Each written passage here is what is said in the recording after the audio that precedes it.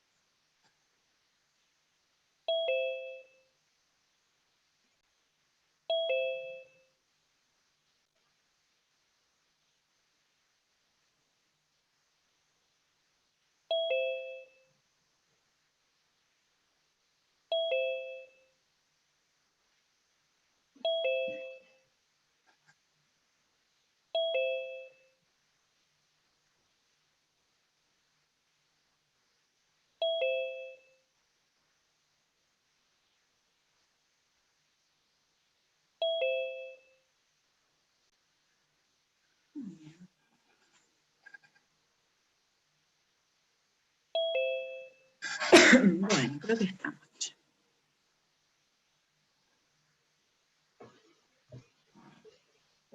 Bueno, hola, buenas tardes a todos. ¿Cómo les va? Bien. Buenas tardes.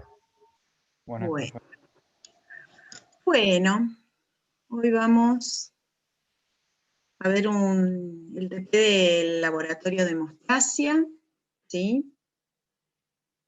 Vamos a mirar la guía de trabajos prácticos, así que les voy a compartir acá pantalla. Vamos por acá. Bueno, en este trabajo práctico era todo laboratorio, ¿sí? Hacíamos varias experiencias. Y ahora tienen todos los videos, ¿sí? Porque los compañeros han logrado hacer todos los videos de esas pruebitas y que las tenían ahí, presentadas en el trabajo práctico, y también las tenían en el aula virtual para verlas. La idea era que las pudieran ver antes de hacer el trabajo práctico. De alguna manera podían tener idea del procedimiento, ¿sí? Así que bueno, ¿han podido ver los videos de cada una de las pruebas? A ver cómo les... ¿Sí? Son cortitos, son pruebas así muy cortitas, muy sencillas de hacer. Creo que tienen por ahí bastante fundamento por debajo, ¿no? Entonces nos vamos a dedicar un poco a eso en este trabajo práctico, no solo a escribir el procedimiento. No voy a pasar los videos otra vez, eso lo miran ustedes las veces que quieran, pero más que nada vamos a tratar de conectar esa observación que hacemos de una experiencia con el fundamento fisiológico. cada una de esas pruebas que hacemos. ¿Cuál es la información que nos dan acerca de un proceso? ¿Y qué podemos hipotetizar cuando tenemos resultados que no entran en el rango de variación normal? ¿Está? Entonces, este ya es uno de los laboratorios que uno por ahí tiene en forma bastante frecuente en la práctica clínica, ¿sí? Entonces, va a ser de bastante utilidad que podamos entender estos fundamentos. Bueno, en primer lugar, tenemos una serie de medidas de bioseguridad que igualmente vamos a conversar un momentito acerca de ello. Si bien uno no fue al laboratorio, no estuvo manipulando sangre, pero en estas pruebas tenemos que manipular material biológico. Para esos casos se requieren algunas medidas de seguridad cuando hay manipulación para evitar el contagio de enfermedades que puedan transmitirse por estos materiales biológicos. Bueno, evidentemente con todo lo que está sucediendo con el COVID, las medidas de protección actualmente exceden obviamente lo que está descrito en este párrafo, ¿sí? Pero bueno, es un buen momento como para hablar un poco de estas normas de bioseguridad. El hecho de que uno esté trabajando con material biológico obliga a que consideremos que esas muestras, que esos materiales pueden ser potencialmente infectivos. Entonces, mínimamente hay que tomar ciertos recaudos para evitar el contagio. No solo para evitar el contagio, sino para trabajar correctamente, para trabajar sin miedo, para poder atender al paciente de la forma correcta, y para hacer nuestro trabajo de la mejor manera posible. En el caso particular de los laboratorios que hacemos nosotros cuando estamos usando en la facultad, básicamente requeríamos que ingresaran con guardapolvo y con guantes descartables. Y la otra condición es que en el lugar de laboratorio no se puede comer, no se puede tomar mate, no se puede tomar ninguna bebida, y obviamente, bueno, no se puede llevar nada a la boca. Estas medidas son las básicas. En los lugares en donde hay manipulación de muestras, debemos tener una vestimenta adecuada para evitar que si hay algún derramamiento, algún accidente de ese material biológico, no tengamos un contacto directo con la piel, o los ojos, o la boca, o la nariz, que serían los lugares por donde esos posibles patógenos pudieran ingresar. Igualmente, en el momento en que podamos acceder al laboratorio, esperemos que el año que viene podamos vernos allá, vamos también a reforzar un poco el tema de medidas de bioseguridad. Pero bueno, al menos saber que tenemos que comportarnos de cierta manera y tomar ciertos recaudos por el tipo de tareas que vamos a estar haciendo, ¿sí? Bien. Una de las pruebas, pasamos directamente a acá, la prueba del torniquete o prueba del lazo.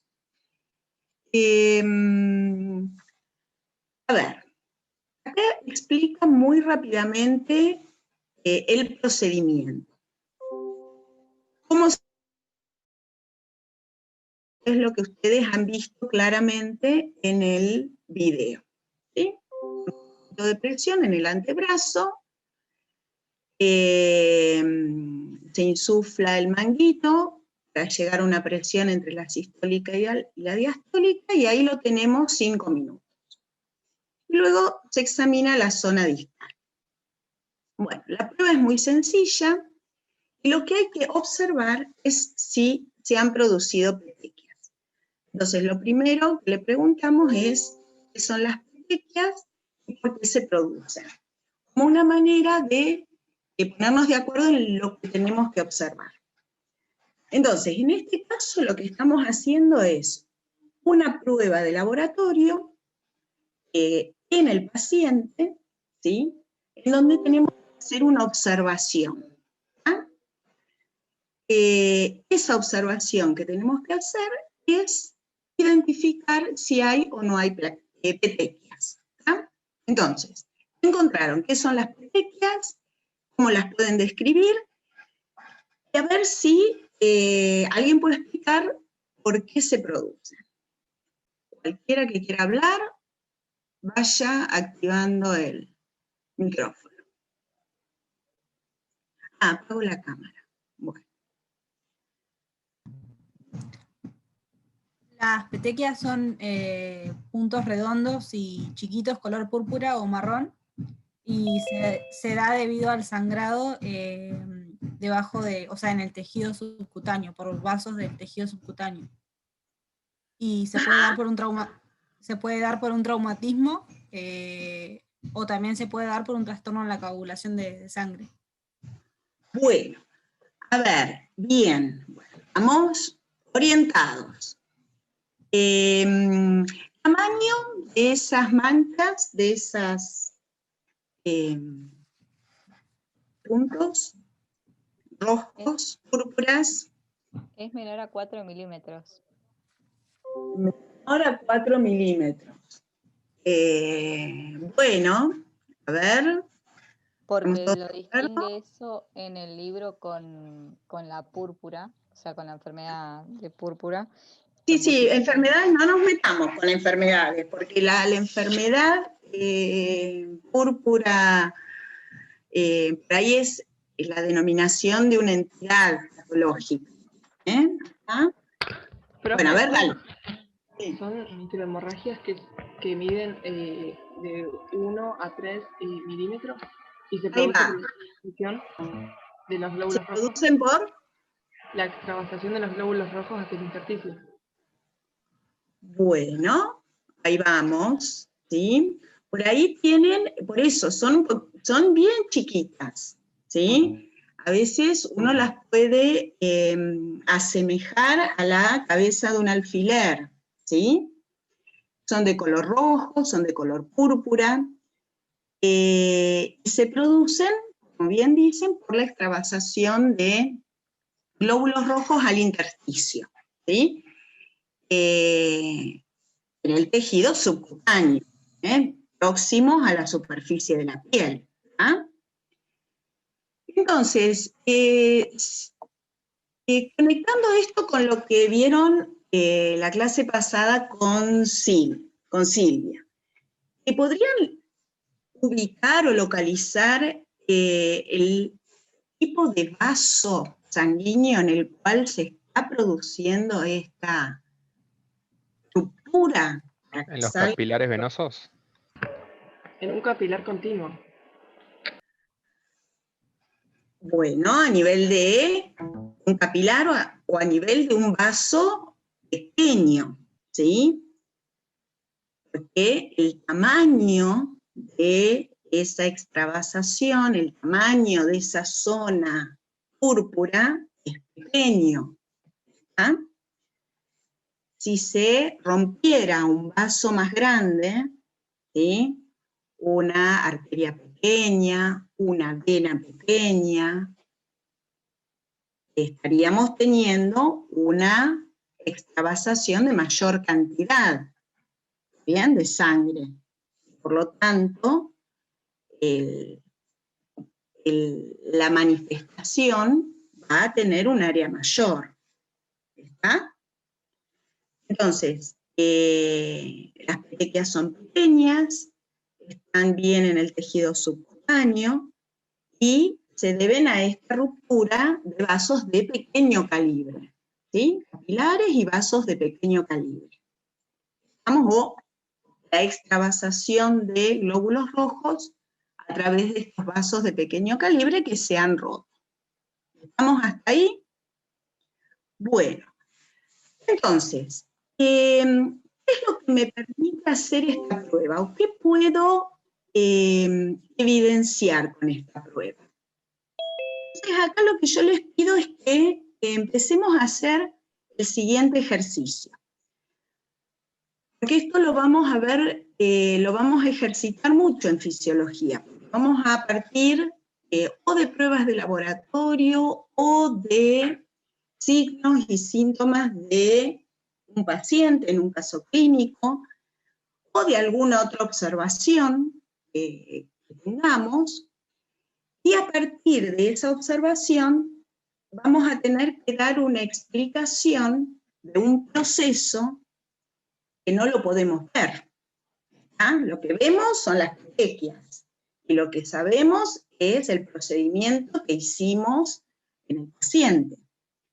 Pero todo lo que ocurre a nivel, en este caso, de capilares y vasos de pequeño calibre, lo tenemos que imaginar.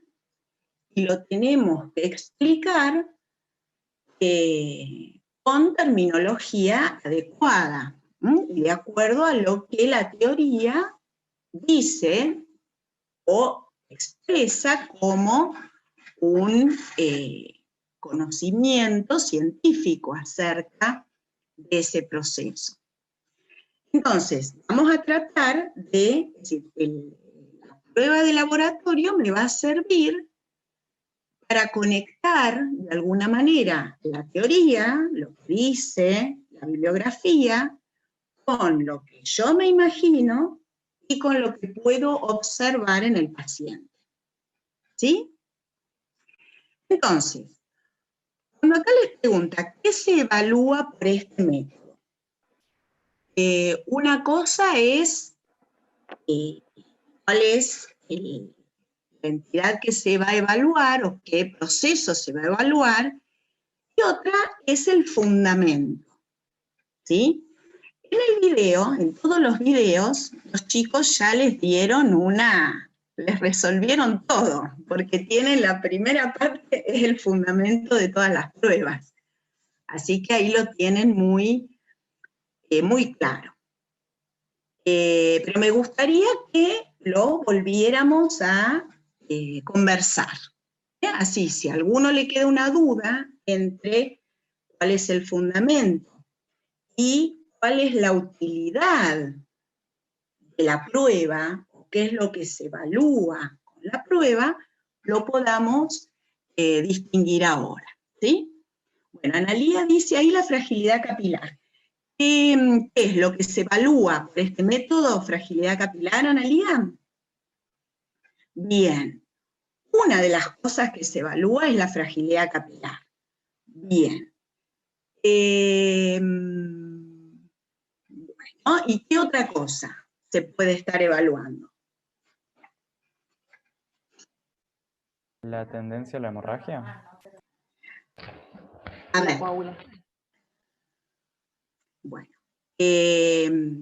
por eso, vamos a tratar de empezar a elegir las palabras que usamos, ¿sí? Y esas palabras que usamos tienen que tener relación con la teoría, ¿sí? Con lo que sabemos de hemostasia primaria, plaquetas, bueno, todo lo que hace a este tema. Entonces, evaluamos fragilidad capilar y evaluamos también, como dice Grecia, función plaquetaria. ¿sí? Porque si el vaso se rompe, las plaquetas funcionan bien, y hay suficiente cantidad de plaquetas, la cantidad de petequias que van a aparecer van a estar dentro del rango normal. ¿Estamos? Entonces, estamos evaluando fragilidad capilar, que no esté aumentada, función plaquetaria, es decir, que las plaquetas estén funcionando bien, y también cantidad plaquetaria, ¿sí? A veces función plaquetaria y cantidad puede parecer lo mismo, pero ahora vamos a ver en otros ejemplos que por ahí pueden estar disociados. ¿Está? Bien. Bueno. También puede ser permeabilidad vascular. Ojo, que permeabilidad se refiere a que cambia las uniones intercelulares entre esas células endoteliales y la composición de ese líquido intravascular cambia. Es decir, si antes ese vaso retenía las proteínas dentro del espacio intravascular, cuando cambia la permeabilidad, ahora las proteínas pueden salir. Eso no es fragilidad capilar. La fragilidad es que se rompa, la tendencia que tiene la pared de un vaso a romperse, ¿sí? Y esa tendencia a romperse tiene que ver con cuestiones estructurales y cuestiones adquiridas, a lo mejor con procesos crónicos que se pueden dar en un paciente y que afectan principalmente al endotelio. Bueno, entonces vieron que ya, a pesar de que el video es cortito, es muy simple, lo que se empieza a complicar un poco es la explicación que le damos a las pruebas. ¿Estamos? Entonces, ¿qué se evalúa por este método? Fragilidad capilar y función plaquetaria. Con eso estamos bárbaros. Después pregunta, ¿es específico? ¿Qué entienden por esa pregunta? ¿Específico para qué? Si ya pueden ser 2, 3 cosas las que me generan el cambio, no es específico. Si no es específico, quiere decir que el resultado lo puedo asociar inequívocamente con una causa. Bien, entonces, como hay muchas cosas de las que depende esta fragilidad vascular, no es específico. ¿Está? Pero me da información. Que después yo tendré que seguir buscando información a través de otros parámetros para poder analizar el cuadro general. ¿Sí? Muy bien. ¿Cuáles son los valores normales? A ver si aparecieron en el video o los buscaron. ¿Hasta cuántas petequias puedo considerar como normal ver en esta prueba? Hasta 10 petequias. Muy bien, perfecto, estamos todos de acuerdo. Bueno, y ahora viene, que no está puesta acá, la pregunta de cuál es el fundamento de la prueba. Entonces, ¿cuál es la base fisiológica que explica lo que está sucediendo durante el procedimiento y que me explica el resultado obtenido? A ver cómo lo podemos expresar. De acá, lamentablemente, tenemos que haber leído un poco del tema, ¿sí? Entonces,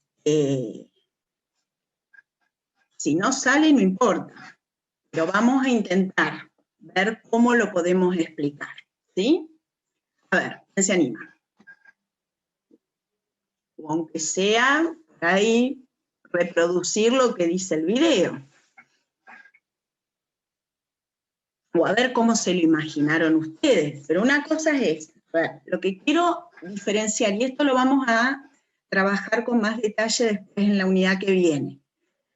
Lo que queremos lograr es que lo que ustedes se imaginan que pasa, lo contrasten con lo que dicen los libros que pasa realmente, porque eso es lo que está validado y eso es lo que está estudiado y lo que está probado científicamente. ¿Ah? Entonces ahí tenemos que hacer la conexión. Y en eso nos vamos a dedicar todo el año a hacer ese trabajito. ¿Sí? Así que bueno, a ver, ¿cómo funciona esto? ¿Cuál es el fundamento de esta prueba? A ver. Alguien que abra el micrófono y diga algo. ¿Por qué ponemos el manguito de presión? ¿Por qué elevamos la presión entre la sistólica y la diastólica? ¿Por qué lo dejamos 5 minutos? ¿Qué está pasando con todo ese procedimiento? A medida que ustedes lean el procedimiento, se tienen que ir imaginando lo que pasa en ese lugar que ustedes describieron, que era el lugar en donde estaba ocurriendo la extravasación. ¿Sí? A ver.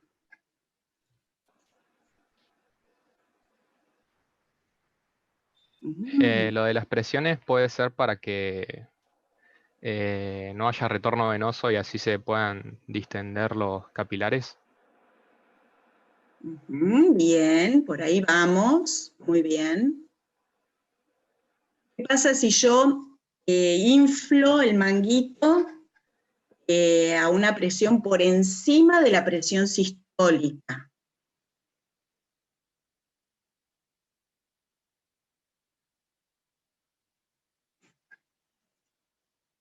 No le va a llegar sangre, es como que se genera una fuerza externa tan grande que corto la circulación, impide, bien, ahí está, se corta el flujo, ¿sí? Eso cuando inflo el manguito por encima de la sistólica, corto el flujo. Y si lo inflo a una presión por debajo de la diastólica, no estoy haciendo ningún cambio hemodinámico, ¿sí? Entonces la fijo en un valor entre la diastólica y la sistólica. Y las chicas que hacían el video pusieron un valor, porque ellas, bueno, ya habían medido cuánto les dio la sistólica y la diastólica, eso lo vamos a ver en los prácticos que vienen. Pero bueno, fijaron el manguito a una presión de 100 o 110, ¿sí? Y ahí lo dejaron 5 minutos. Entonces, como dijo Dillman, bueno, no, cortar el flujo no. Generamos una disminución importante del retorno venoso. Y entonces, ¿cómo seguimos el razonamiento? A ver. Si se genera esa disminución de retorno venoso, ¿qué pasa con esa sangre que está en el antebrazo? No sé si lo llegan a ver en el video, pero bueno, por eso es lindo hacer las pruebas en el laboratorio, ¿no? ¿Qué se imaginan que le pasará al brazo? A veces tenemos que cortar antes de los 5 minutos la prueba, porque ¿qué pasará ahí en el antebrazo? ¿Queda sin movilidad? O se hincha también. Y ahí ya me asusto, ¿sí? No mueve el brazo. Disminuye la perfusión tisular.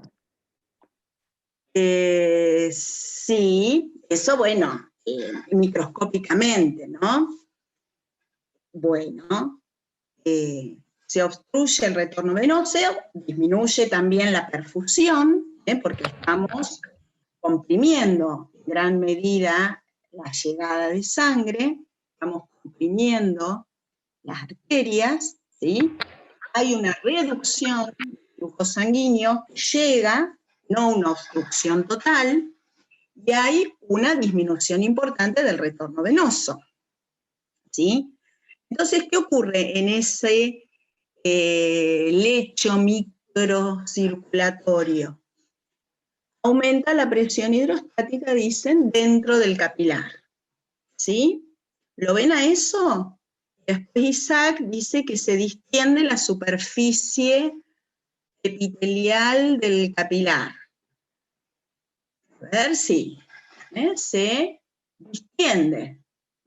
Aumenta la presión hidrostática dentro del capilar, la pared capilar se distiende, ¿está? Se estira, ¿sí? Bueno, Antonella acá dice, ¿se produce vasodilatación? Me leyó el pensamiento. A ver.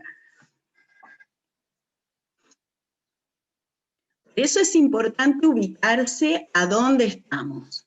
Están hablando de capilar, Franco también habló de capilar, y Antonella hablaste de vasodilatación. ¿A dónde te ubicaste vos, Antonella, para decir que hay vasodilatación?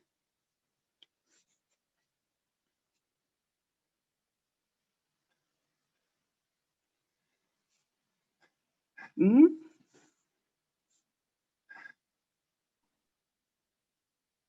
Es que si se habla del capilar, o sea, vasodilatación a nivel capilar no se podría pensar porque los capilares no tienen fibras musculares.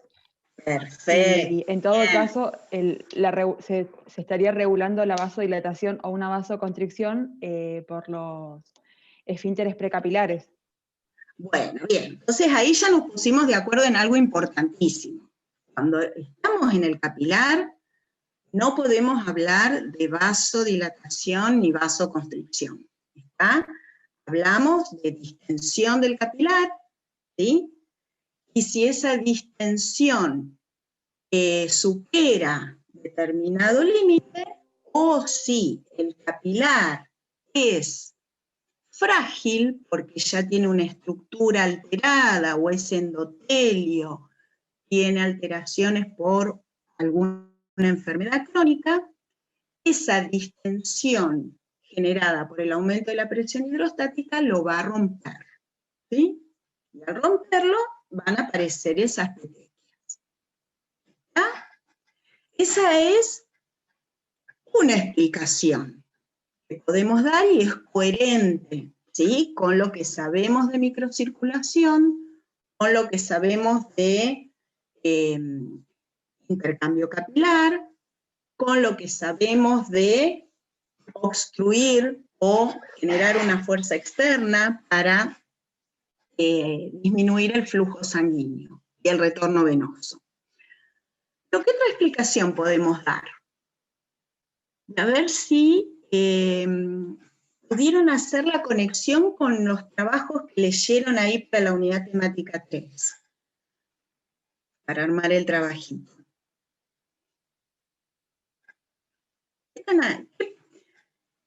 ¿Qué está pasando también cuando uno genera una resistencia externa desde el exterior, obviamente, y puede llegar a obstruir el flujo sanguíneo?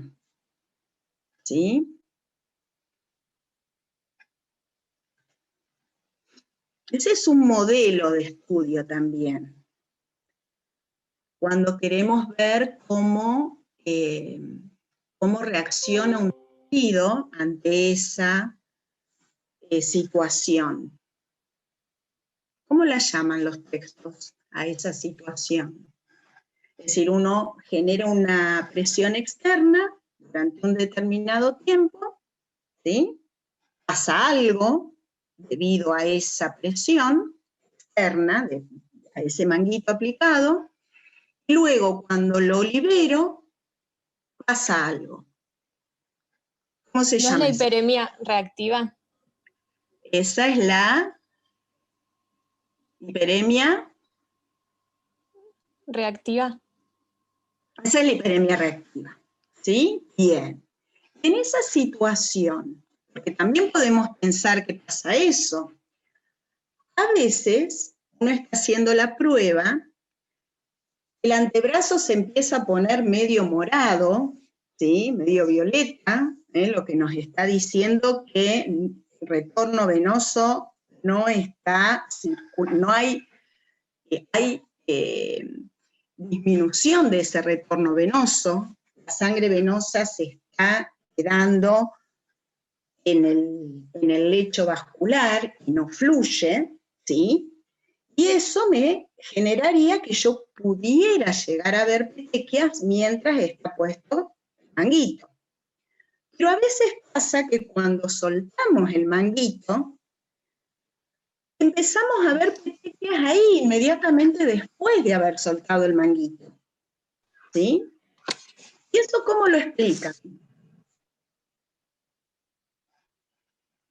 ¿Me siguen? También son petequias, pero ahí el mecanismo es otro. Cuando yo suelto esa presión externa, ¿qué le pasa ahora a otra estructura, no al capilar?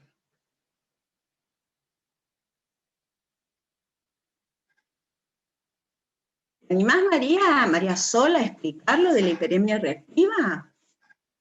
¿Cómo era?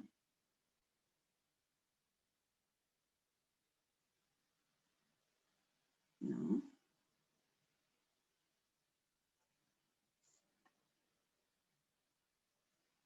Hola. Ay, me quedé yo sin voz.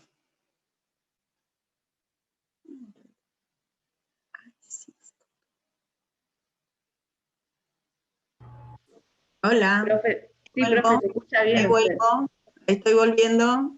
Esperen. La escuchamos bien igual. Ah, ¿sí? Bueno, Sí, bien, sí. porque acá se me fue la pantalla, ahí vuelvo. Bien, bueno, no, quedaron en silencio. ¿Me siguen? ¿O voy muy complicado? A ver, Franco, no sé, produciría. ¿Querés abrir el micrófono, Franco, y decirlo? En la hiperemia reactiva lo que pasaba era que cuando se liberaba, digamos, la presión externa que estaba obstruyendo el sistema, había un aumento muy repentino del flujo sanguíneo porque los metabolitos vasodilatadores que estaban trabados se liberaron, entonces como que al regularizarse el flujo, al mismo tiempo se dilata el vaso. Algo más o menos así, no me acuerdo muy bien. Bien, bueno, está encarado, bien. Entonces ahí Dillman dice el incremento transitorio de ese flujo sanguíneo que sigue a un breve periodo de isquemia. Perfecto. Entonces podemos suponer también que mientras yo tuve apretado el manguito esos 5 minutos, que no le estaba llegando sangre a todo ese lecho vascular, ¿qué pasó en las arteriolas? Debido a la acumulación de esos metabolitos vasodilatadores, como ser cuáles. ¿Qué cosas empezaron a acumular? El óxido nítrico. A ver, bueno, justo ahí. Potasio. Potasio, ese me gusta más. ¿Qué otro? Más fácil, más inmediato. ¿Sodio, cloro puede ser? No. Si no Dióxido de carbono. Dióxido de carbono, esa, bien. Entonces se acumulan esos metabolitos que van a provocar, mientras está apretado el manguito, van a provocar que la arteriola, ¿qué le pasa? La arteriola por acción de esos metabolitos. Ahora en la arteriola, te hablo de la arteriola, ¿por qué se llaman? Se vasodilata, se relaja el músculo liso, ¿sí? Y con esa vasodilatación lograría llegar más flujo, pero no llega más flujo, porque tengo el manguito apretado todavía, ¿sí? Pero la arteriola queda vasodilatada, esta queda con un diámetro mayor. En cuanto yo suelto el manguito, ¿qué pasa? El flujo sanguíneo aumenta repentinamente, pero porque tengo la arteriola vasodilatada, ¿sí?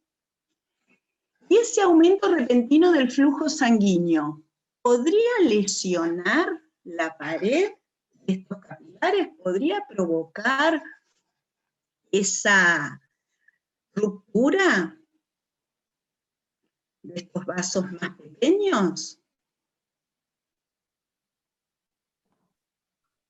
Si el flujo sanguíneo ejerce una presión hidrostática mayor a la que el capilar puede soportar, supongo que sí.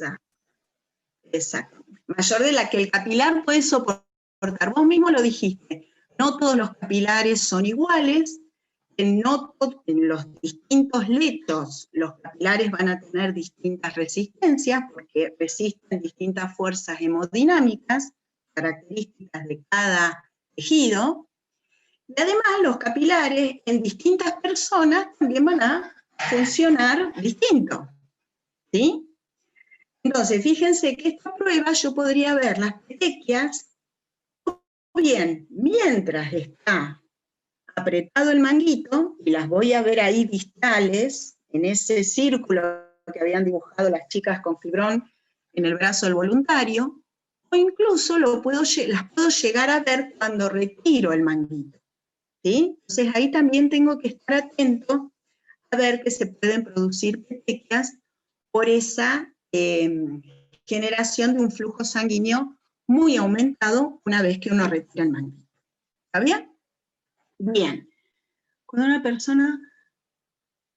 Bueno, ahí sí, porque hay un aumento de la presión, ¿sí? Hay un aumento de la presión craneana durante el vómito. Y eso puede provocar aparición, o bueno, el enrojecimiento y aparición de petequias. Sí, sí.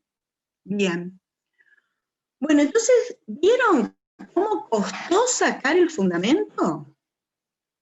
¿Sí? Porque tenemos que pensar en el proceso, tenemos que pensar en el lugar, tenemos que pensar en las cosas que cambiaron, la situación hemodinámica que cambió, y cómo ese planteo que yo hago se correlaciona con la observación que estoy haciendo, ¿sí? Con el procedimiento.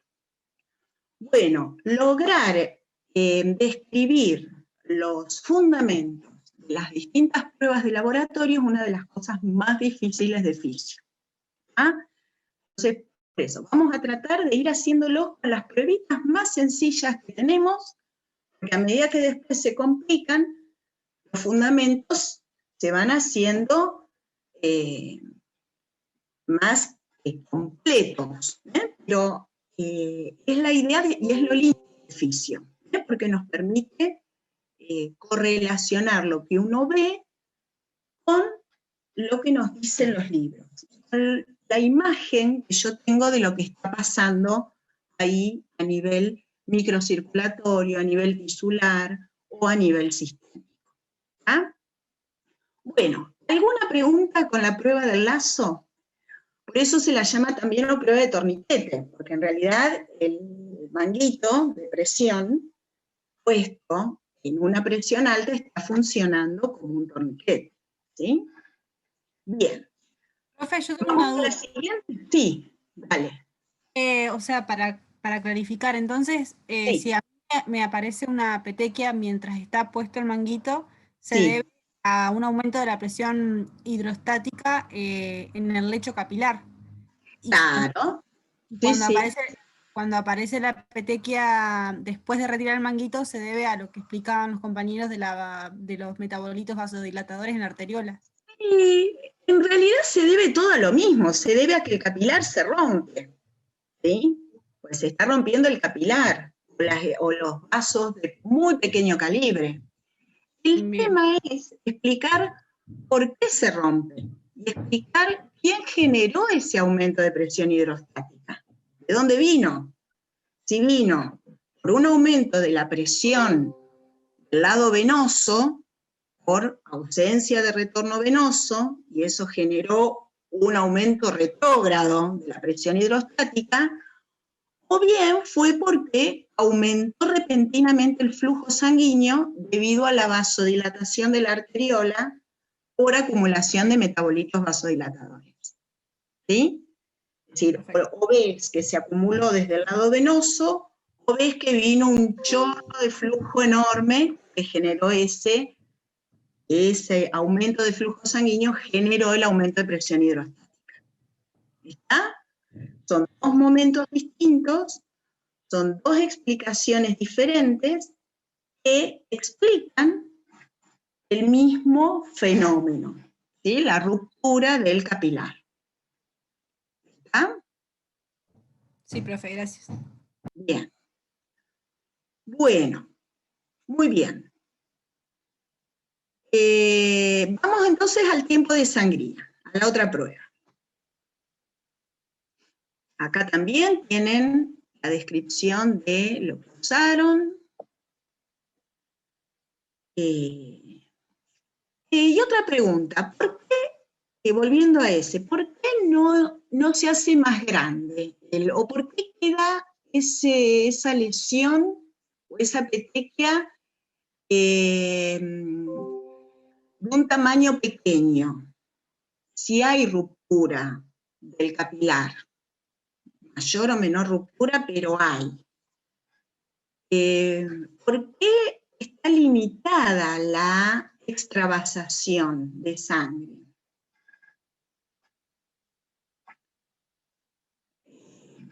A ver, vía extrínseca es coagulación.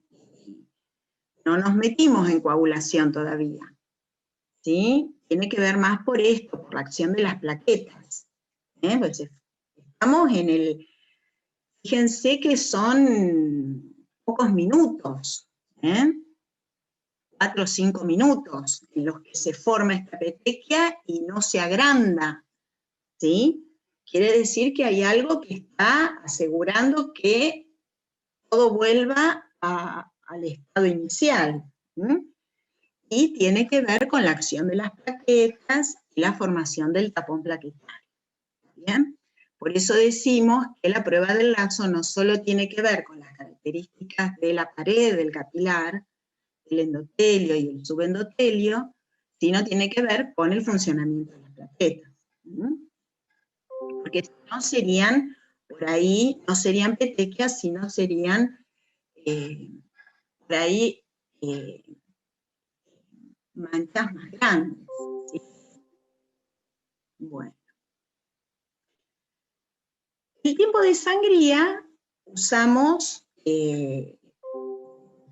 lancetas, vamos a provocar una lesión, ¿sí? De un tamaño determinado, eso es la lanceta, y la lesión se produce en el lóbulo de la oreja, de acuerdo a lo que vieron en el video. Entonces acá tienen otra vez la descripción de cómo fue la cosa. También muy sencilla la prueba. Se desinfecta el lóbulo de la oreja, se pincha y se larga el cronómetro. Y a partir de los 30 segundos se empieza a secar la gotita que se forma. ¿Sí? Cada 30 segundos se va secando, y cuando deja de mojar el papel, se corta el cronómetro y se toma el tiempo. Bien, entonces, otra vez lo mismo. ¿Qué se evalúa con este método? ¿Y cuáles son los valores normales? Específicamente, acá es ya un poco más específico lo que vamos a evaluar. ¿Sí? Igualmente puede haber varias causas que lo generen. ¿Sí? ¿Pero qué estaría evaluando este método? Lo que se estaría evaluando no es el tiempo que demora en formarse el tapón plaquetario. Perfecto, esa es la respuesta. El tiempo que demora en formarse el tapón plaquetario. Bien. Por eso lo hago, por eso está estandarizado. Bueno, ¿cuáles son los valores normales?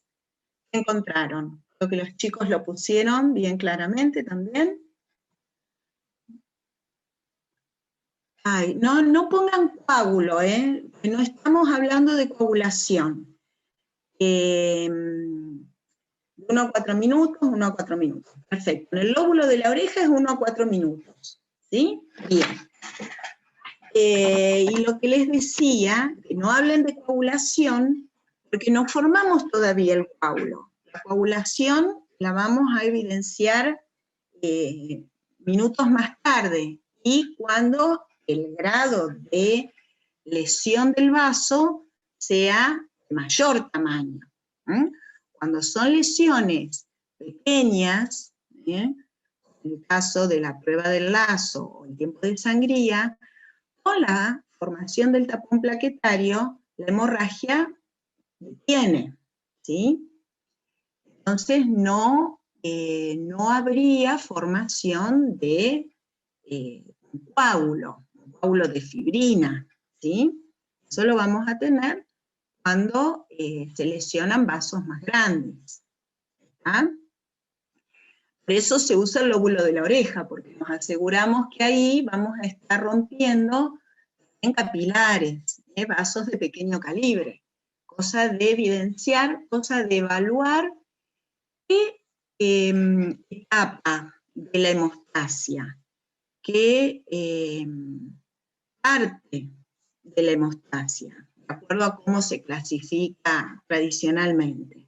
La hemostasia primaria, que es la que se inicia con la ruptura del vaso y que finaliza con la formación del trombo plaquetario. Es lo que dijeron perfectamente. Y eso demora entre 1 o 4 minutos. ¿Sí? Y ahí se termina. Y ahí se logra detener la extravasación de sangre. ¿Sí? Y esa hemostasia primaria tiene a su vez varios pasos para llegar a la formación de ese tapón plaquetario. ¿Cómo ocurre o qué pasa entre la lesión y la formación de ese tapón plaquetario? Nombrarlos, no más. Porque eso nos va a ayudar a describir el fundamento del método. Sería lo de la vasoconstricción, adhesión, agregación. Perfecto. Ah, bien. Esas 3 fases, o esos 3 procesos, están involucrados en esta hemostasia primaria. Sí. ¿También se podría incluir a la activación como un paso más? ¿Activación de qué? De las plaquetas. Bueno, sí. ¿Dónde la activarías? A ver, agregá la activación plaquetaria y ubicala entre estos procesos que mencionamos recién. Lesión del vaso. Luego sería la adhesión, después la activación y luego la agregación. ¿Y quién se adhiere? ¿Y a dónde? Al colágeno del subendotelio. Bien. ¿Quién se adhiere al colágeno del subendotelio? Las plaquetas mediante las glucoproteínas de su membrana. Bueno, y esa adhesión, ¿sí? Por eso, esa interacción con las proteínas del subendotelio, ¿qué es lo que van a provocar en la plaqueta? La liberación del contenido de gránulos alfa y densos, como ADP me parece que eran. Bueno, bien. Profe, y para esa adhesión es importante también el factor von Willebrand, ¿no? Ajá, a Para ver, que ¿y dónde lo ves? No, Bueno, o sea, para que entonces, estabilice, digamos, esa unión entre la glucoproteína y los filamentos, o sea, el colágeno. sí, esa es una de las funciones del von Willebrand. Bien. Bien, sí, en realidad por ahí podemos poner la activación plaquetaria probablemente antes de la adhesión, ¿sí? O juntamente con la adhesión, ¿sí? Porque requiere de esa interacción con estas proteínas de colágeno o con el von Willebrand que está en el subendotelio para que pueda activarse, cambiar de forma y generar la exocitosis de los gránulos, ¿sí? Hay factor von Willebrand en el subendotelio y también hay factor von Willebrand en los gránulos de las plaquetas, ¿sí? Entonces, el que está en el subendotelio ayuda a esta adhesión y a esta activación plaquetaria. Y cuando se activan y libera los gránulos que contienen las plaquetas, ese von Willebrand es el que participa después para estabilizar los puentes entre plaquetas. ¿Junto con qué otra proteína se meten ahí entre los puentes entre las plaquetas durante ya la agregación? ¿El fibrinógeno? No, la fibrina ya, no, fibrina no, es coagulación. Ha parecido, no es la fibrina ya es el producto, es el precursor de la fibrina. No, trombina no. Todo eso es coagulación, che. ¿Cuál es el factor 1? Sería el 2 y la trombina. ¿Cuál es el 1? Ya que están con la nomenclatura de la... El fibrinógeno, ese. ¿De dónde está el fibrinógeno?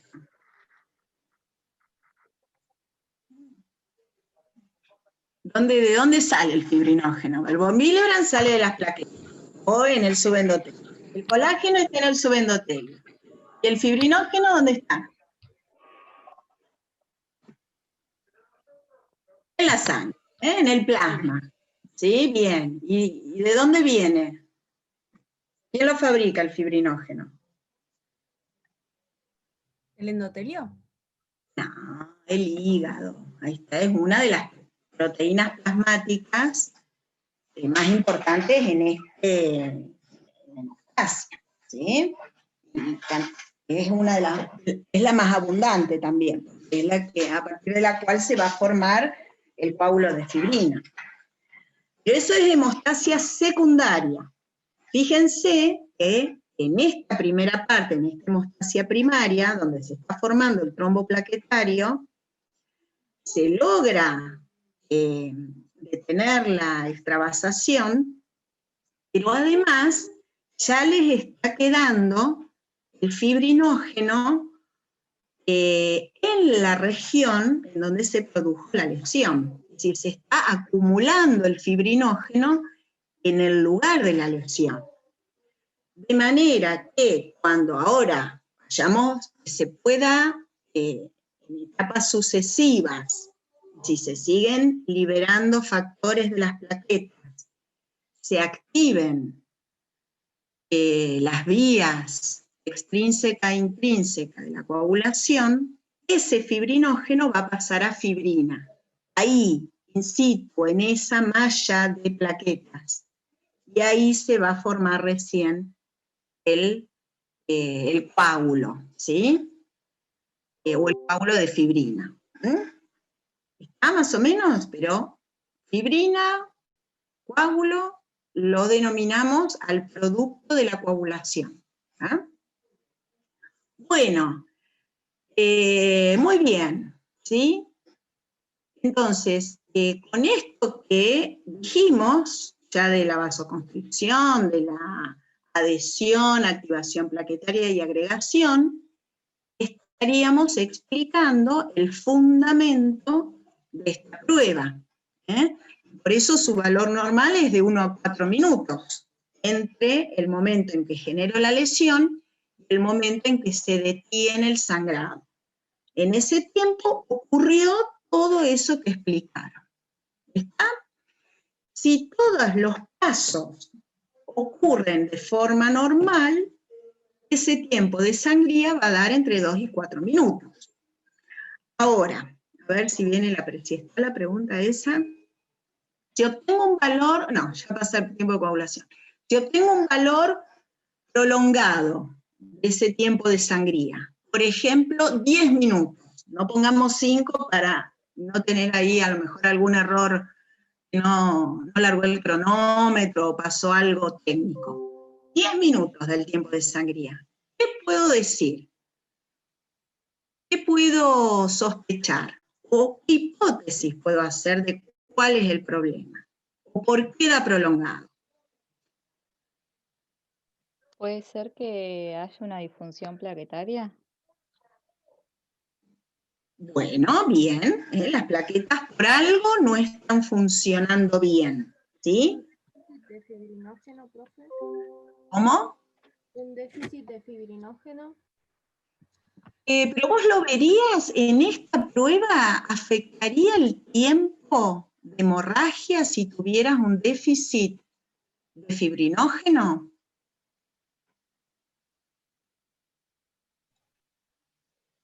A ver, ¿qué piensan los demás? ¿Podrían Sí, ¿no? estar disminuidas las glucoproteínas de la Esperen, plaqueta? esperen, vamos a terminar con el fibrinógeno, así no nos dispersamos.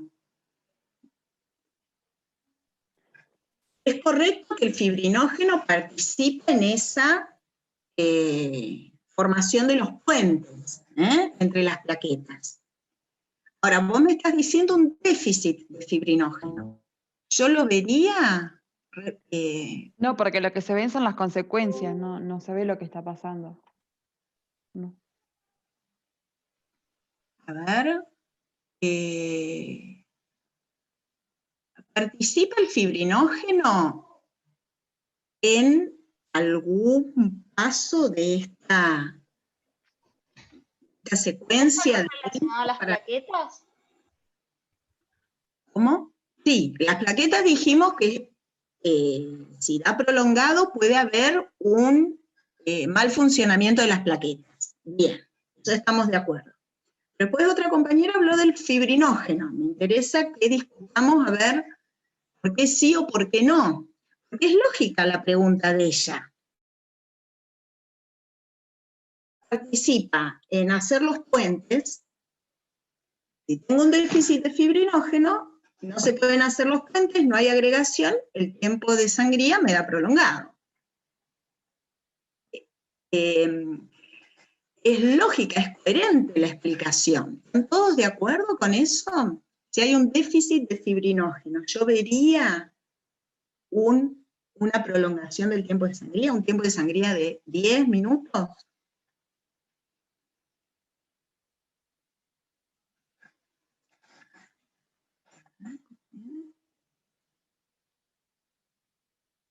El fibrinógeno participa en la agregación, es la unión entre plaquetas. En la coagulación participa el fibrinógeno, sí. A ver, justamente durante el proceso de coagulación se generan las enzimas o los complejos enzimáticos que van a transformar el fibrinógeno en fibrina. ¿Bien? Pero el fibrinógeno que se va a transformar en fibrina es ese que está atrapado entre las plaquetas. ¿Sí? ¿Me siguen hasta ahí? Pero no respondimos la pregunta inicial. Esto es lo que a mí me gusta, estas discusiones. ¿Sí? A ver quién puede aportar otra visión. Bueno, yo les digo que no, que un déficit de fibrinógeno no prolonga el tiempo de sangría, pero sí, a lo mejor va a dar un tiempo de coagulación prolongado. ¿Quién me puede dar una justificación de eso?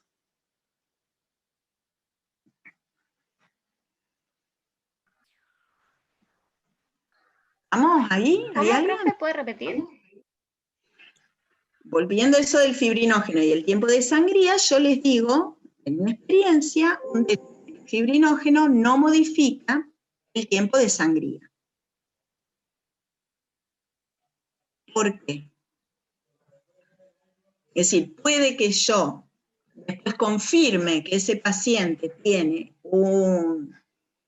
la mitad del fibrinógeno normal, el tiempo de sangría le da normal, y el tiempo de coagulación sí le da prolongado. Es decir, el déficit de fibrinógeno se ve o se afecta la prueba de coagulación, pero no la prueba del tiempo de sangría. ¿Por qué?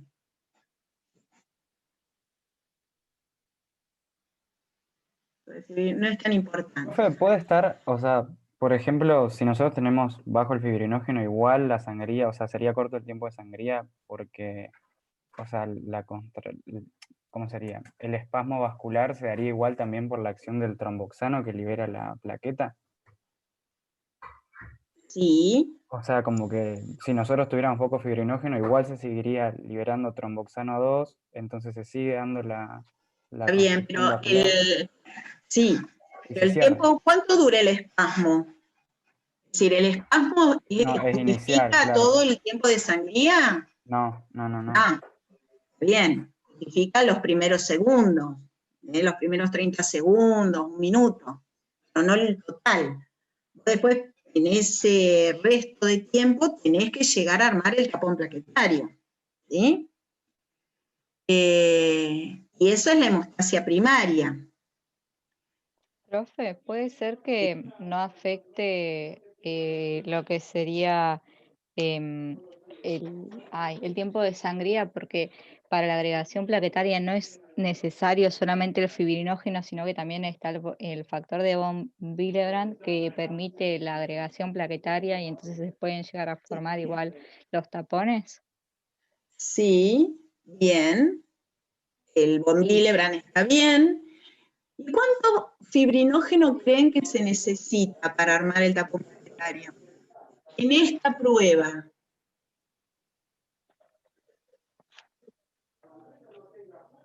Mucho, poco.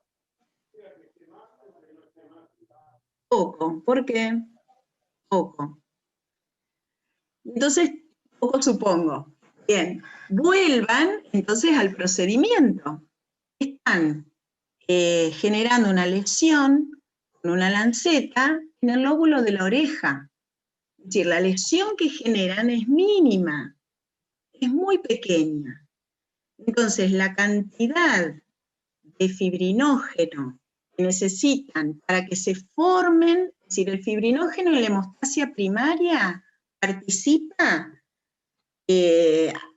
ayudando a la agregación plaquetaria, formando esos puentes entre plaquetas, y nada más.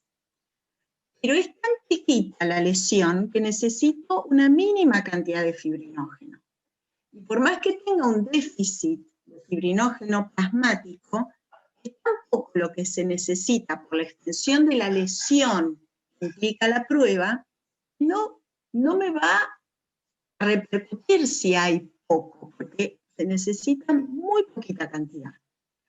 Ahora, si la lesión es mayor, o si hago un tiempo de coagulación, probablemente ahí vea claramente que el tiempo está prolongado. ¿Sí? Bueno, por eso les digo que hemostasia ya es un tema re lindo para que vean que los procesos ocurren en determinados lugares, con determinados tipos celulares, con determinadas señales químicas, ¿sí?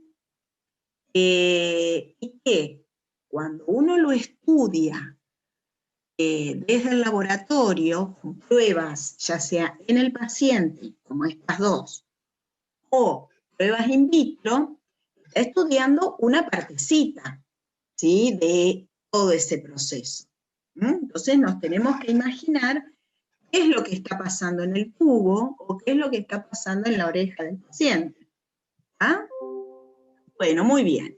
Entonces, el tiempo de sangría prolongado básicamente se da por una alteración de la función plaquetaria. ¿Cuál puede ser? Sí. Y que esa función plaquetaria sería principalmente los receptores. que tiene esta plaqueta para el fibrinógeno, que serían como los receptores de Sí, pero no es el más frecuente. No es el más frecuente. El más frecuente es las señales de activación que se dan entre las plaquetas, ¿sí? O entre el vaso y la plaqueta. Y ¿qué señal potente que la nombraron recién?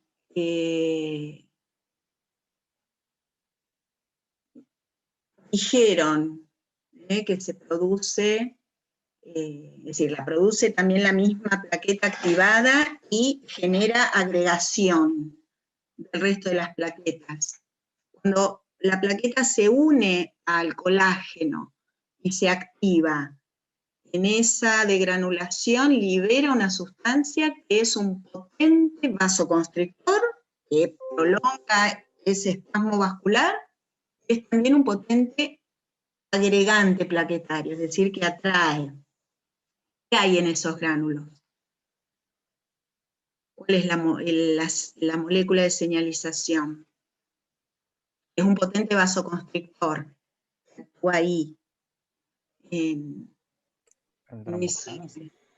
¿Cómo? El tromboxano es el tromboxano 2, ¿sí? Bien.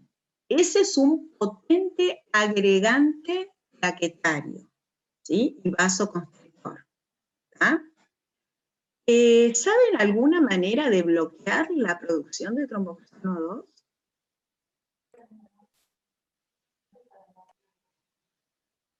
¿Al alcance de todos? ¿La aspirina? Bien, la aspirina. Una persona que toma aspirina, tiempo de sangría prolongado. ¿Sí? Porque está bloqueando la síntesis de tromboxano A2, por lo tanto la plaqueta se adhiere, degranula, pero no libera tromboxano, porque tengo bloqueada la síntesis con el ácido acetilsalicílico. Y por lo tanto no se puede terminar de formar el tapón plaquetario. Y ese tiempo de sangría a lo mejor me da 7, 8 minutos. ¿Sí?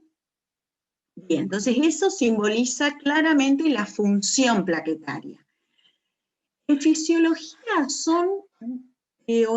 raramente vamos a centrarnos en cuestiones genéticas, es decir, en alteraciones genéticas de receptores o de proteínas para explicar un fenómeno. Siempre van a ser alteraciones reversibles o alteraciones que vienen del medio externo.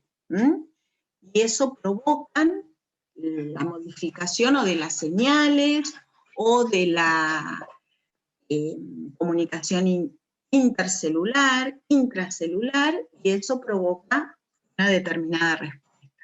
¿Sí?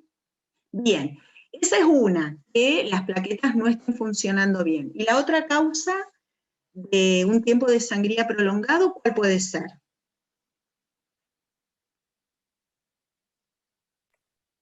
Las plaquetas funcionan bien, pero ¿cuál puede ser? Disminución del recuento. Hay pocas, tal cual, hay pocas. Y eso como lo veo con un recuento de plaquetas. O sea, al hacer el recuento de plaquetas, se ve que da abajo. ¿Está bien? Bueno, vamos a meterle pata porque hicimos 2 preguntas nada más. Pero bueno, me parece que sirve esta manera. Hay que ir desmenuzando las cosas. Bueno, tiempo de coagulación de sangre entera, lo vieron en el video. Ahora sí, evaluamos con este método. Es un método in vitro, y ¿qué vamos a evaluar? La formación del coágulo. La formación del coágulo, o el proceso de coagulación. Ahora sí lo podemos decir claramente. Bien, coagulación, ¿es lo mismo que hemostasia secundaria? La primaria fue esta, ¿no? De formar el trombo plaquetario. Cuando yo hablo de coagulación, ¿hablo de hemostasia secundaria? Sí. A ver, yo digo que no.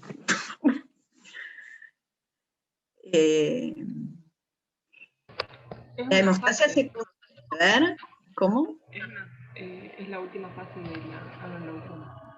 La coagulación es una parte de la hemostasia secundaria, ¿sí? Porque después de formar el coágulo, ¿qué sigue? La reparación del tejido, a través de factores de crecimiento y señales del tejido subendotelial. Y después, ¿qué otra fase falta? Una vez que la fibrinolisis, una vez que el tejido se repuso, se reconstruyó, hay que desarmar el coágulo. Así que esas 3 fases son las que forman la hemostasia secundaria. Coagulación es solo una. ¿Sí? Bien. Bueno, entonces, evalúa el proceso de coagulación. ¿Cuáles son los valores normales? ¿Qué pusimos ahí en el video? Vamos, así hacemos la tablita y ya terminamos. Los valores normales del tiempo de coagulación. ¿Cuánto tiempo desde que la sangre entra? Esto se hace en tubo. Yo le tengo que sacar sangre al paciente, tengo los tubitos preparados, 1 centímetro de sangre en cada tubo, lo mando al baño. Bien. De 4 a 8 minutos. 6 a 8 minutos, 4 a 8 minutos. La bibliografía indica entre 5 y 15 minutos. ¿Sí? Entre 5 y 15 minutos. Entonces, ¿es sensible la prueba? Sensible quiere decir, ¿puedo con esta prueba detectar fácilmente, en forma altamente probable, una alteración del proceso? No, porque es tan amplio el rango, entre 5 y 15 minutos, por ahí me da 10 minutos, yo digo que la prueba es normal y sin embargo tiene el déficit de algún factor. Pero con esta prueba no lo puedo detectar, porque es poco sensible. ¿Sí? Exacto. Tiene que ver con el rango de variación interindividual. Este valor normal. Es muy amplio. Sin embargo, para nosotros, para entender el proceso de coagulación, es útil hacerlo. En el laboratorio, aparte, es una prueba sencilla y ven bien que se forma el coágulo. ¿Llegaron a ver claramente en el video que lo dan vuelta al tubo y la sangre no desliza? ¿Lo vieron bien? Es decir, se forma bien el coágulo. ¿Está? Bueno, buenísimo. Cuando uno les pregunte en esta prueba de coagulación cuál es el fundamento, acá van a tener que recurrir a toda la teoría de las vías de activación de los distintos factores que se van activando sucesivamente hasta llegar a la activación de la trombina. Y esa trombina es la que después actúa sobre el fibrinógeno para pasarlo a fibrina. ¿Sí? Es decir, todo el soporte teórico de esta prueba son las vías de coagulación. ¿Está? No nos detenemos en eso, así podemos ver la tabla. Pero tienen que hacer el mismo trabajito que hicimos con las otras 2 pruebas. ¿Sí? Bueno, la retracción del coágulo, lo vieron también en el video, más o menos entre 1 y 2 horas después de haber coagulado, estando a 37 grados el tubo, el coágulo se achica, ¿sí? Se retrae. Y entre ese coágulo y el vidrio, o por encima del coágulo, se ve ese líquido amarillo, que ya no contiene los factores de coagulación, porque están todos activados en el coágulo, eso se lo denomina suero. Entonces, esa prueba de retracción de coágulo tiene que ver también con el funcionamiento de las plaquetas. Lo que a mí me interesa de la retracción del coágulo es que puedo obtener el suero, que es ese líquido intravascular que tiene todos los solutos que Y en el plasma, lo único que le falta son los factores de coagulación. ¿Sí? Bueno, muy bien. Que son esas preguntitas que les hace ahí. Bueno, y después, en la última prueba, lo que hacíamos es enfrentar esa sangre que uno saca con la jeringa, antes de ponerla en el tubo de vidrio, ya tiene preparado 8 tubos que van a ir o a distintas temperaturas o va a contener una gotita de distintas sustancias. Vamos a ver cómo modifican, cómo interfieren con el tiempo de coagulación. Eso se llama la prueba de aceleración y retardo del tiempo de coagulación. Entonces, vamos, miren que les voy a compartir ahora. Dejo de compartir un momentito esta y vamos a elaborar la tabla. Dejo de compartir. Así vemos esto.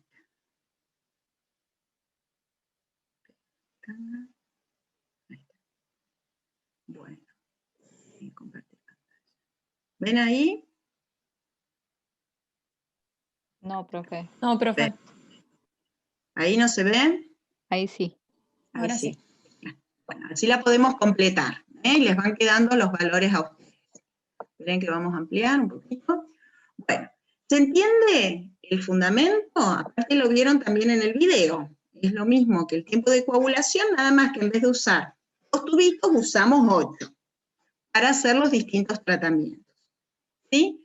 Entonces, el tubo 1 iba a estar a 37 grados, ¿verdad? Que es la condición en la que se hace normalmente la prueba.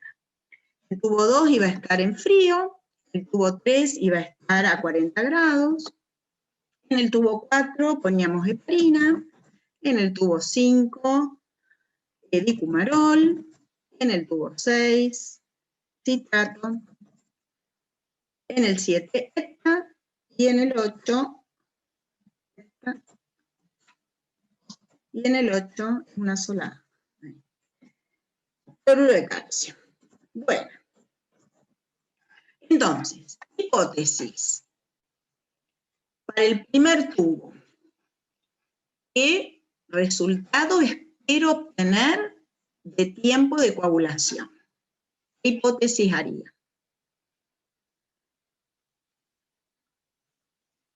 O si quieren ya, a ver qué, a 50. Bien, 50. Cambiamos. Sí, porque 40 es muy cerquita de 35. Ahí está. Bueno, en el tubo 1, ¿cuál es la hipótesis?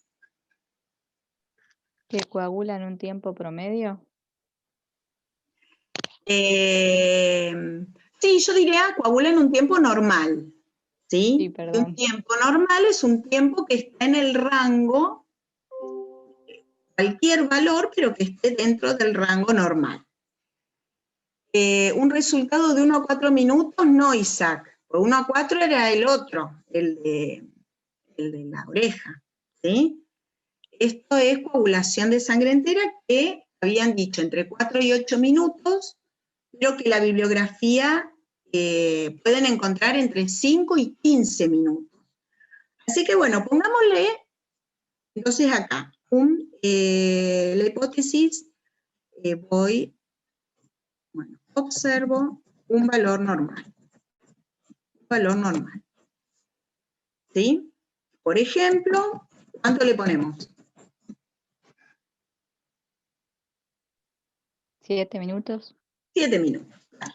Porque así después podemos comparar los otros valores.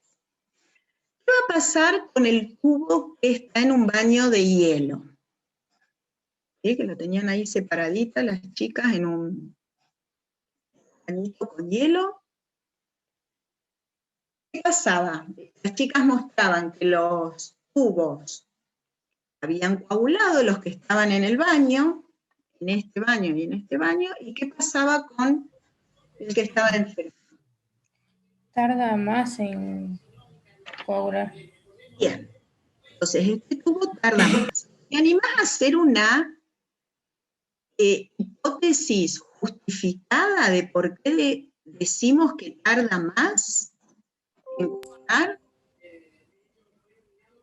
En realidad, no sé si estará bien, pero lo pensaba Dale. como No importa, son hipótesis. que las proteínas, digamos, o sea, la trombina y todo lo que participa en la coagulación se desnaturaliza a temperatura. ¿Puede ser? No, sé si está bien. ¿Profe? no, desnaturalizar en frío no. Se desnaturalizan en general por calor. ¿Sí? Más de 60 grados. 70. Claro, pero disminuye la actividad de las enzimas. Y cuando vean justamente el fundamento del tiempo de coagulación, estudien las vías extrínsecas y vía intrínseca, van a ver que todo lo que se va formando son enzimas que van a activar a otro precursor que está inactivo y lo vuelve activo. Y así se hace una cascada de activación enzimática que termina por activar la trombina. ¿Sí? Si el medio, si esa sangre, o sea, el tubo con sangre lo pongo a 4 grados, frío, la actividad de esas enzimas, ¿qué va a pasar? Disminuye. Por lo tanto, va a tardar más tiempo en formar el coágulo. Bueno, ¿qué tiempo le ponemos?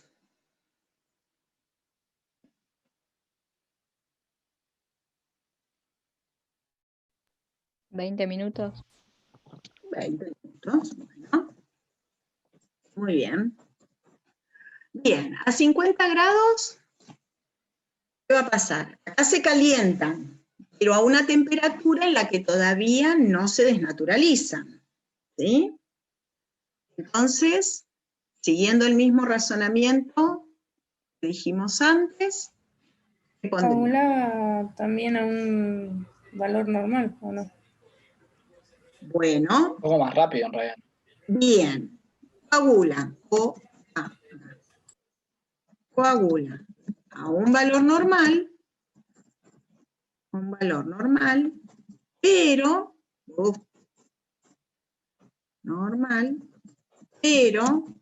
más rápido que 1. Es decir, que el tubo 1. ¿Está bien? Porque el tubo 1 sería como mi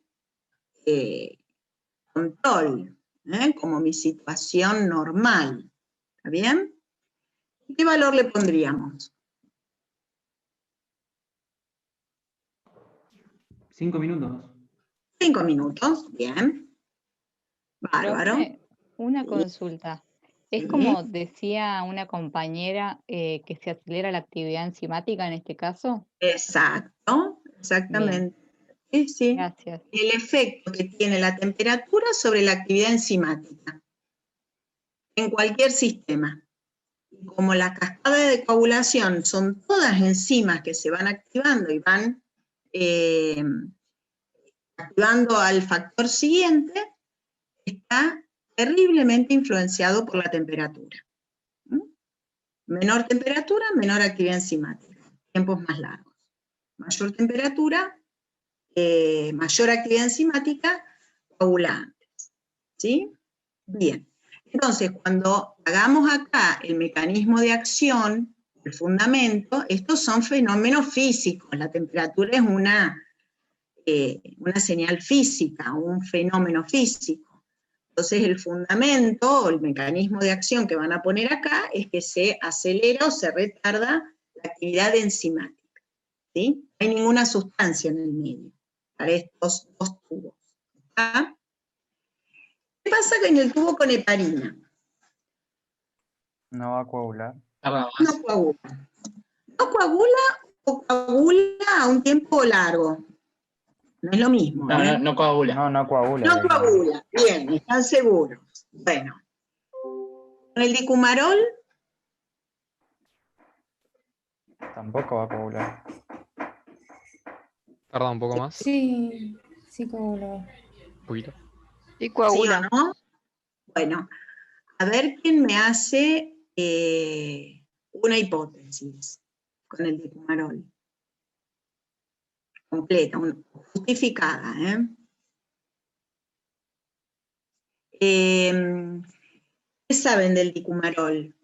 ¿Para qué se usa? ¿Qué propiedad tiene? ¿No será mismo? ¿Es un anticoagulante? Ah, acá bien. Pedro dice que es un anticoagulante. Bueno, entonces, si es un anticoagulante, ¿qué le vamos a poner? Que no coagula. Una hipótesis, nos podemos equivocar acá, ¿Que tarda más tiempo o no coagula? Anticoagulante sería lo mismo que con la heparina, o sea, no. Entonces no coagula. Bueno, no coagula.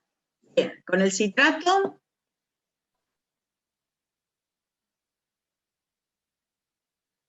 También es un anticoagulante, no coagula. El ETCA también es un anticoagulante, no coagula. El cloruro de calcio es un anticoagulante. No, es un procoagulante.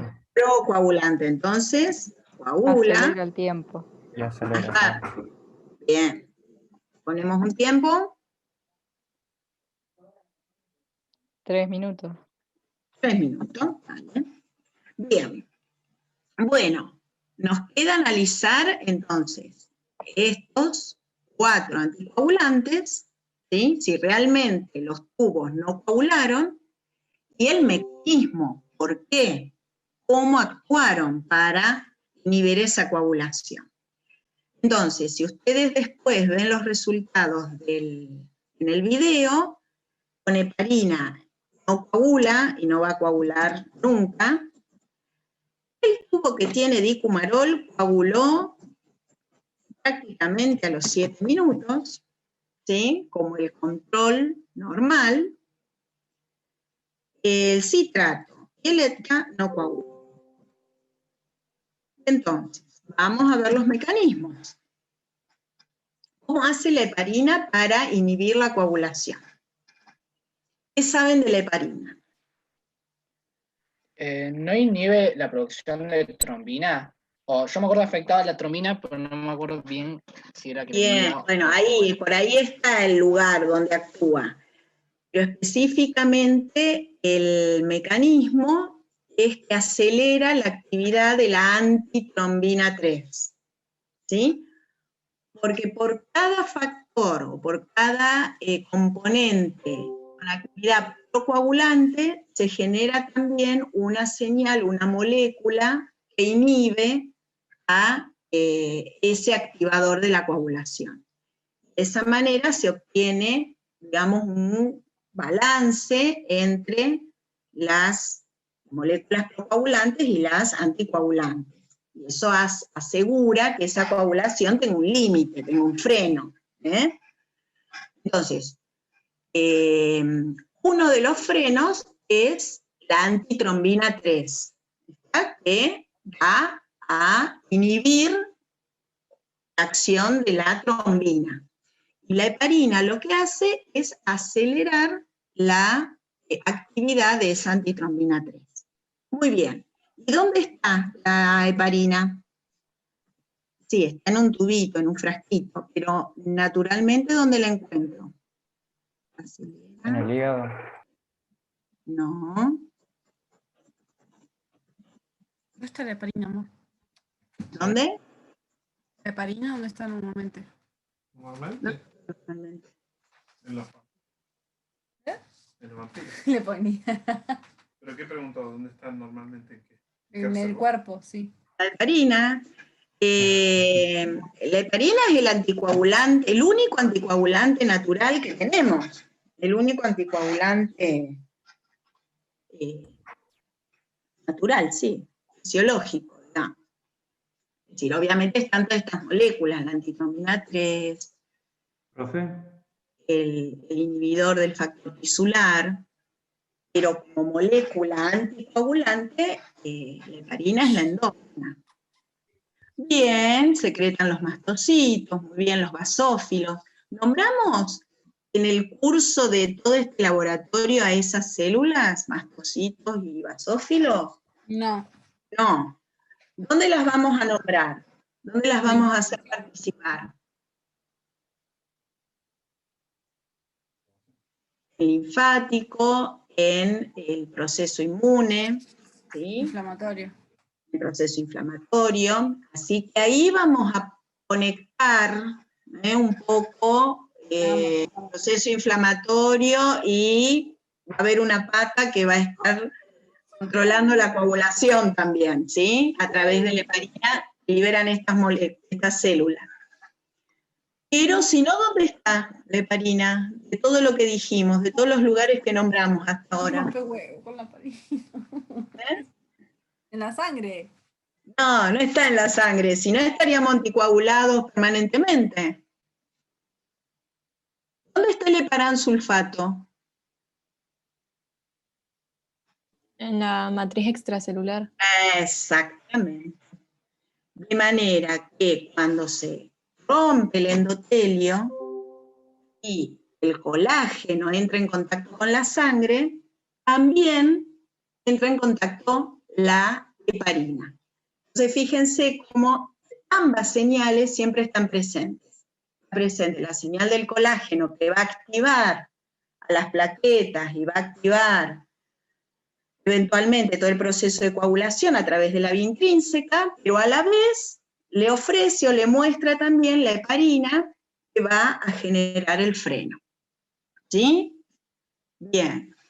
Bueno, ahí está en el subendotelio entonces. Bueno, con el tema del dicumarol, dijeron que era un anticoagulante. ¿Y dónde está este dicumarol naturalmente? ¿Cómo, dónde lo encuentro? Vamos que terminamos.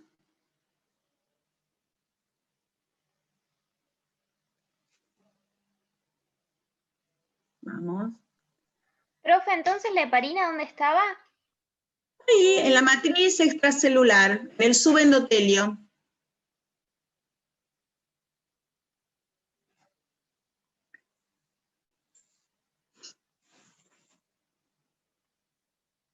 Bueno, el dicumarol es un medicamento, ¿sí? Después, bueno, si leen, por ahí se lo nombra como un anticoagulante, pero que sirve como tratamiento exógeno. Y el funcionamiento del dicumarol es que interfiere con la síntesis de factores, vitamina K dependientes que se fabrican en el hígado. ¿Sí? Los factores 2, 7, 9, 10 son los vitamina K dependientes. ¿Sí? Entonces el dicumarol lo que hace es inhibir la síntesis de esos factores, los cuales disminuyen, y al disminuir esos factores, el tiempo de coagulación baja, o se hace más prolongado, perdón, no baja, se hace más prolongado. ¿Está bien? Entonces, ¿por qué si yo puse dicumarol en el tubo y le puse el mililitro de sangre, coaguló igual? ¿Están ahí todavía? Sí, profe. ¿Es por la cantidad que se agregó o...? No. O sea, si yo agregara más... Porque la inhibición la hace en el hígado donde se sintetizan los factores de coagulación. Perfecto, bien ahí, estamos bien, perfecto. Es decir, no funciona in vitro el dicumarol. Necesita ser incorporado al organismo y el lugar de acción del dicumarol es el hígado. ¿Está bien? Interfiere con la síntesis hepática del factor. Yo en la sangre que le saqué al paciente tengo los niveles normales de factores, ¿sí? Porque el dicumarol no lo había tomado el paciente, lo puse en el tubo. ¿Está bien? Así que bueno, hay que estar atento a todos los detalles de la situación. Entonces el dicumarol actúa como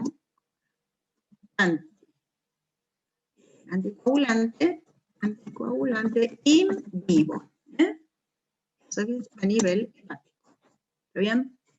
Bueno, y los otros dos, el citrato y el ETA, ¿qué hacen? Esto por ahí en química lo han visto, en bioquímica. ¿Qué hacen estas dos moléculas? ¿Puede hacer un ambiente ácido? Sí, pero en general los cambios de acidez no generan demasiada alteración de la coagulación. ¿Cómo hace? Libera sodio. Sí, forman sales con el sodio. Bueno, pero ¿a quién se unen en forma muy fuerte? Al calcio. Bien, son complejantes del calcio. ¿Y el calcio qué hace acá? Compleja calcio. ¿Interviene en la activación del complejo 10? Bien, interviene en la activación de todos esos complejos enzimáticos, los tenasa, protrombinasa, en todas las fases, prácticamente de activación de factores, se necesita el calcio, ¿sí? Complejan, quelan el calcio, es lo mismo, muy bien. Entonces, secuestran el calcio, es otra forma de decirlo, secuestran el calcio, desaparece el calcio de ese medio intravascular o extracelular, ahí en el contexto del trombo plaquetario, donde se está produciendo la activación de la cascada de la coagulación, y los factores entonces dejan de activarse por la falta de calcio. ¿Sí? Bueno, muy bien. Claro, es ya cuando se forman los complejos. Bien, las dos primeras etapas sí son independientes, pero en forma relativa, intervienen en todas las etapas. Bien, entonces al no tener calcio, esa sangre no va a coagular. Sí. ¿Le puedo hacer una consulta? Sí. En el dicumarol dijo que solamente funciona en vivo. Sí, en vivo. Entonces, ¿por qué coaguló al final? Porque no tengo ningún anticoagulante en realidad en ese tubo. Ah. Es decir, no lo clasifica como un anticoagulante, pero para que funcione como tal, el paciente lo tiene que tomar, se tiene que absorber a nivel intestinal, ir a hígado, inhibir la síntesis de factores, y recién después le tengo que sacar sangre al paciente. Ah, está bien. Ahí voy a ver que no tiene menos cantidad del factor 2, del 7, del 9 y del 10. ¿Ah? Sí, sí. Pero si pongo el dicumarol en el tubo, no pasa nada. No veo esa acción. Mientras que el citrato y el ETA, puedo decir que son anticoagulantes in vitro. Estos dos, citratos y ETA, no los toma el paciente para anticoagularse, sino que los usamos en el laboratorio para evitar que las muestras de sangre se coagulen. Cuando tengo que hacer un hemograma, donde necesito contar los glóbulos rojos, blancos, plaquetas, no se me puede coagular. O sea, al tubo le pongo ETA, ¿sí? Y esa muestra no se va a coagular nunca. Al tubo donde tengo que hacer una prueba de coagulación más específica, le pongo citrato. Centrifugo, separo el plasma, y cuando le vuelvo a agregar calcio en una dada cantidad, el fenómeno se vuelve a activar. Y entonces puedo medir cuánto tiempo demora en formarse la malla de fibrina. Esas son otras pruebas como el TT o el KPTT. ¿Sí? Bueno, y entonces volviendo a la última parte, ya estamos, ya nos vamos. Qué largo que se hizo. Yo digo, hoy vamos a ir como un bólido. Bueno, es la aplicación que es el coagulograma, ¿sí? Parámetros bioquímicos relacionados con la hemostasia. Este es el informe de un estudio complementario que se pide, que el médico pide al laboratorio, que es el coagulograma completo. Incluye tiempo de coagulación, tiempo de sangría, tiempo de protrombina, KPTT y recuento de plaquetas. ¿Sí? Entonces,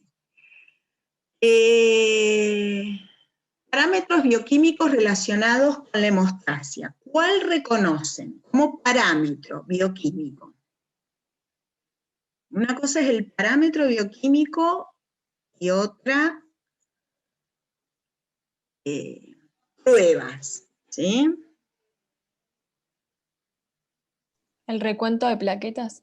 El recuento de plaquetas, bien. Ese está relacionado directamente con hemostasia. Entonces ya vamos viendo que en la sangre tenemos plaquetas, glóbulos rojos y glóbulos blancos, ¿sí? Las plaquetas están relacionadas directamente con la hemostasia. Bien. Y después las otras son pruebas, ¿sí? Pruebas que yo hago, algunas en tubo, pero hay otras que las hago en el paciente. Y entonces las podría considerar como parámetros también, ¿sí? Son características del paciente que estoy estudiando. Así que el tiempo de sangría también lo puedo considerar, ¿sí? Y tengo pruebas de coagulación. ¿Y qué más informa este coagulograma completo?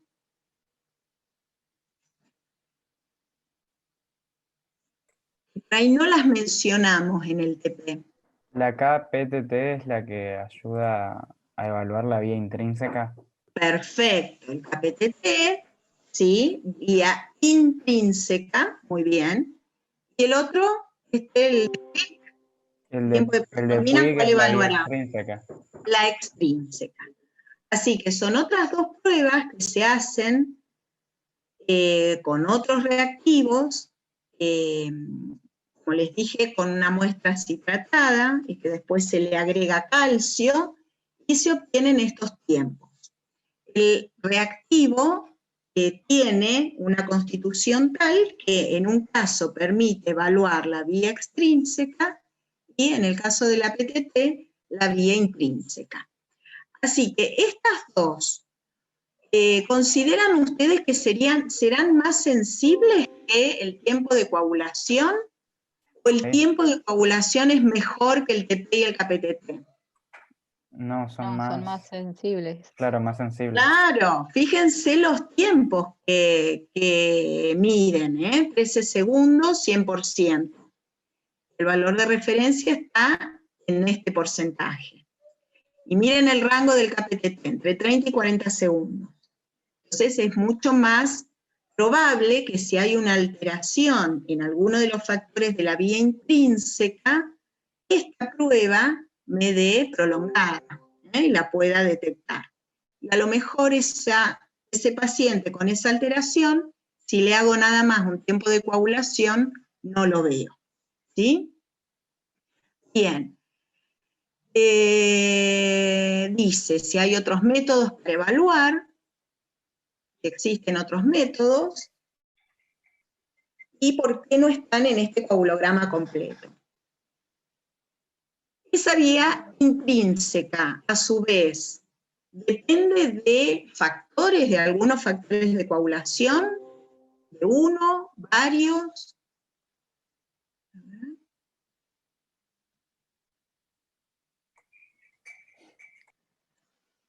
Depende de muchos factores de coagulación. 12, 13, 9, 8, 2, ¿sí? 10. Entonces, también se podrían evaluar cada uno de esos factores en forma individual.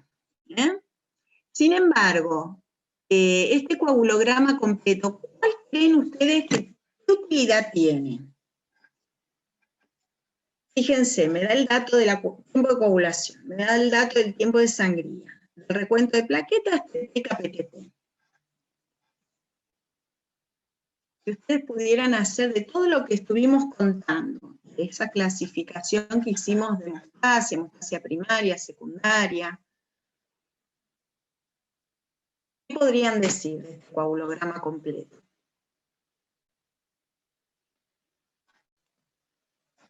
Y nos da una evaluación general de la hemostasia tanto primaria como secundaria, ¿no? Bien, ahí va.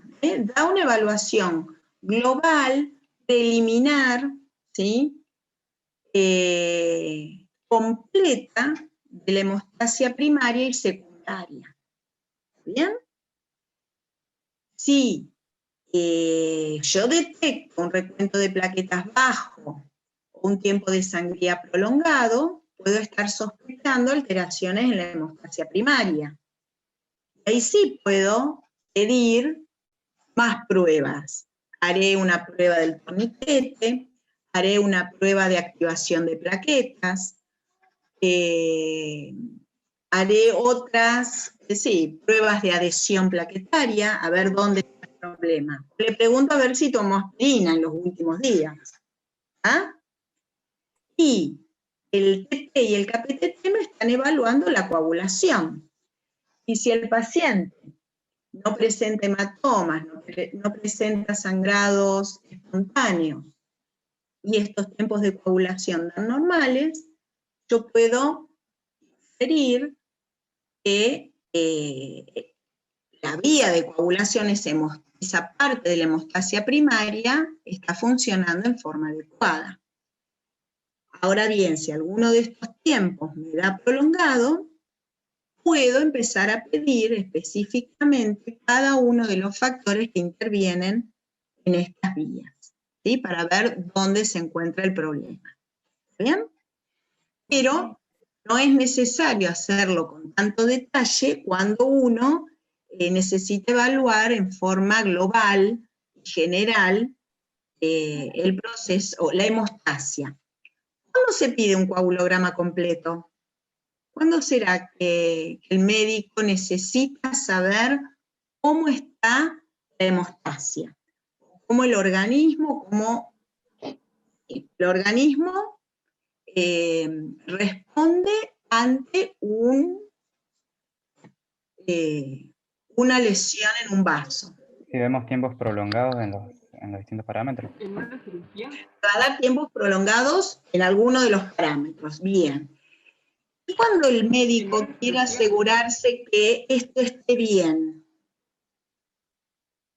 ¿cuándo les pidieron a ustedes un coagulograma? ¿Hicieron alguna vez algún coagulograma? Para el prep quirúrgico. Creo que puede ser en una cirugía. En una cirugía, en un prequirúrgico, en una extracción dentaria a veces, que necesita, que el médico sabe que va a romper vasos, va a romper tejido, necesita saber si los mecanismos hemostáticos funcionan correctamente. ¿Sí? Bueno, muy bien. Vamos acá. Bien, bueno, listo. Antes de un par de la cirugía, bien. Bueno, creo que estamos, ¿sí? Bueno, muy bien, chicos. ¿Alguna pregunta más? Nos vamos.